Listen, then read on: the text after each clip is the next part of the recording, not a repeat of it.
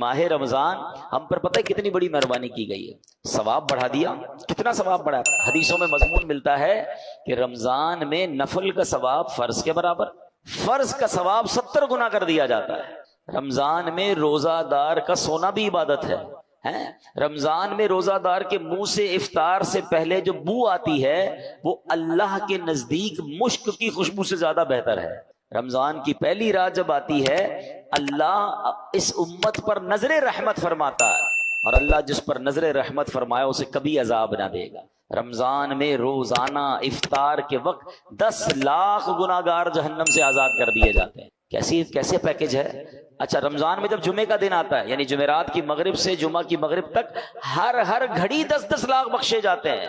मतलब वारे नहीं आ रहे हैं ना सारी जिंदगी में, और आप दुआ करते हैं या अल्लाह हमारी पुकार सुन ले, हमारी दुआ सुन ले। रमजान की रातों में फरिश्ता आवाज लगाता है कोई मांगने वाला कि उसकी दुआ कबूल कर ली जाए, है कोई तौबा का तलबगार उसकी तौबा कबूल की जाए।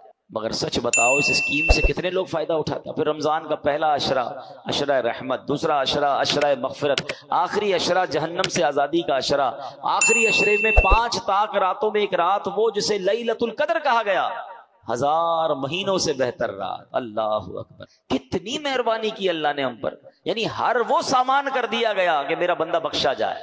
मगर सच बताओ जो इसमें भी ना बख्शा गया, जो इसमें भी गफलत कर ले, तो उसका क्या बनेगा? नहीं, प्लीज इस ऑफर को जाया मत करना। देखें, हमें नहीं पता फिर रमजान मिले ना मिले।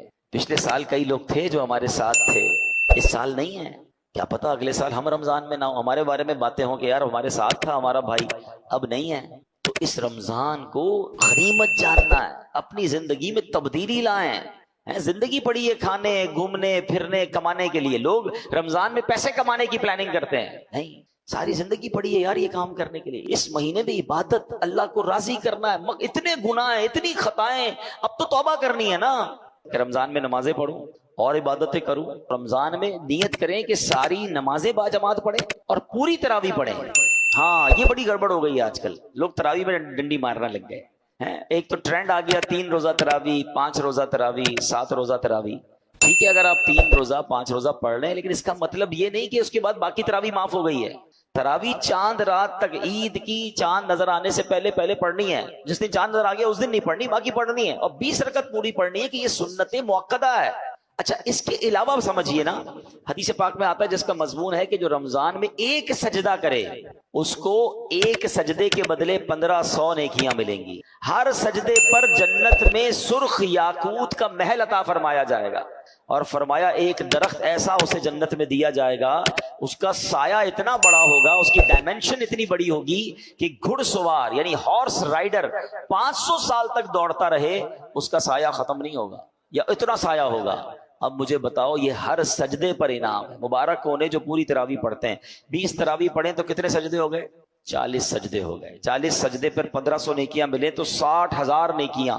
40 जन्नत के घर, 40 जन्नत के दरख्त मिलते हैं उसको जो पूरी तरावी पढ़ता है। अब कुछ लोगों ने 8 पढ़ के चले जाना है, तो खुद सोचे कितना बड़ा लॉस कर रहे हो अपना।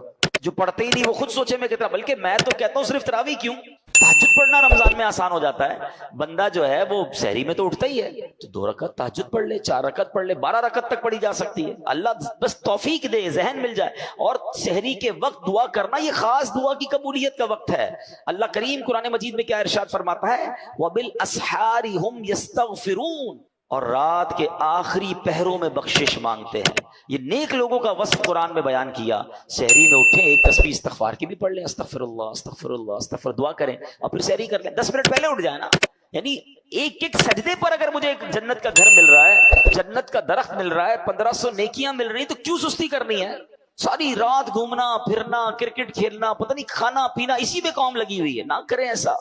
सारी जिंदगी आप खा पी सकते हैं, रमजान इसलिए नहीं है।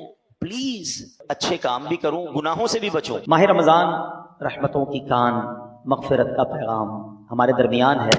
रोजा जब इंसान रखता है तो कुछ निढाल महसूस करता है, खास तौर पर जब इफ्तार का वक्त आता है तो प्यास से जबान सूखती है, और बाज़ औक़ात बंदा कभी कभी थोड़ी थोड़ी देर बाद घड़ी देखता है कि अब कितनी देर बाकी है कि जब मैं खाऊंगा, जब मैं पी सकूंगा। यहाँ 2-3 बातें बड़ी लतीफ हैं, बड़ी खूबसूरत है।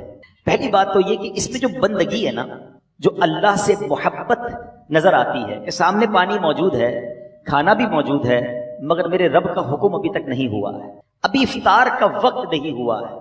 اس سے انسان کی اللہ سے محبت چھلکتی ہے کہ بندہ اللہ کو راضی کرنے کے لیے کھانے سے بھی رک گیا، پینے سے بھی رک گیا، اپنی خواہشات سے بھی رک گیا۔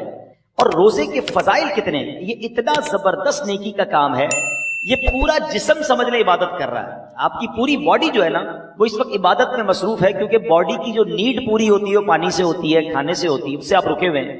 تو گویا انسان کا پورا جسم اللہ کی عبادت میں مصروف ہے۔ بدقسمتی سے کئی لوگ ایسے اب سنتے ہیں کہ روزہ رکھنے میں سستی کرتے ہیں، تو وہ بھی سستی نہ کریں کہ روزے کے بارے میں سنیے کہ کیسے کیسے فضائل احادیث میں آئے۔ نبی پاک علیہ السلام فرماتے کہ بے شک جنت میں ایک دروازہ ہے جس کو ریان کہا جاتا ہے، اس سے قیامت کے دن صرف روزہ دار داخل ہوں گے اور کوئی داخل نہیں ہوگا۔ اسپیشل ڈور ہوگا جنت کا۔ آپ دیکھتے ہیں کبھی کبھی ایئرپورٹ پر جاتے ہیں یا کسی جگہ جاتے ہیں، ایک وی آئی پی گیٹ ہوتا ہے اور اس وی آئی پی گیٹ سے لوگ داخل ہوتے ہیں جو وی آئی پیز ہوتے ہیں۔ تو اے روزہ داروں تمہیں مبارک ہو کہ جنت میں وہ دروازہ ہوگا جس کو باب الریان کہا جاتا ہے، اور اس سے روزہ دار جنت میں داخل ہوں گے۔ اور قیامت کے دن ایک اناؤنسمنٹ ہوگا، کہا جائے گا روزے دار کہاں ہیں؟ وہ لوگ کھڑے ہوں گے، ان کے علاوہ کوئی اس دروازے سے داخل نہ ہو۔